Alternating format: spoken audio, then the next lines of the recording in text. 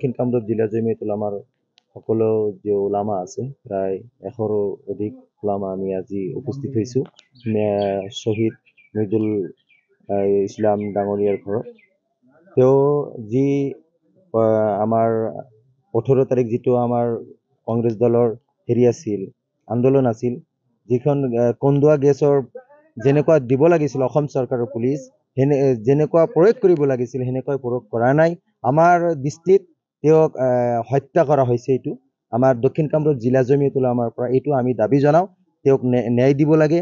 আৰু আমাৰ যিখন কন্দুৱা গেছ যিখন প্ৰয়োগ কৰা হৈছে, একচুৱেলি দিয়াৰ এটা নিয়ম আছে। পুলিচে আগতীয়াকৈ মাইকেৰে এলাউন্স কৰিব লাগিছিল যে আমি এতিয়া কন্দুৱা গেছ প্ৰয়োগ কৰিম। প্ৰথমতে পানী ইউজ কৰিব লাগিছিল, পানী ইউজ কৰা নাই। তাৰপিছত এলাউন্স কৰিব লাগিছিল মাইকেৰ যোগেৰে, সেইটো এলাউন্স কৰা নাই। তেওঁক মাৰিম বুলি অসম চৰকাৰৰ পুলিচে মাৰিম বুলি তেওঁক কন্দুৱা গেছ তেওঁৰ এটা নহয় দুটা নহয় 3টা কন্দুৱা গেছ প্ৰয়োগ কৰা হৈছে মাৰিম বুলি। আমি দক্ষিণ কামৰূপ জিলা জমিয়তুল উলামাৰ পৰা এইটো দাবী জনাওঁ যে আমাৰ 1 কোটি টকা অসম চৰকাৰে তেওঁক ন্যায় প্ৰদান কৰিব লাগে।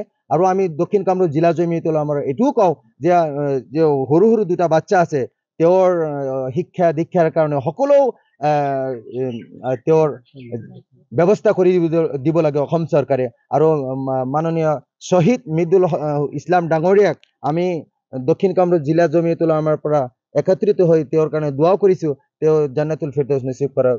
আমিন।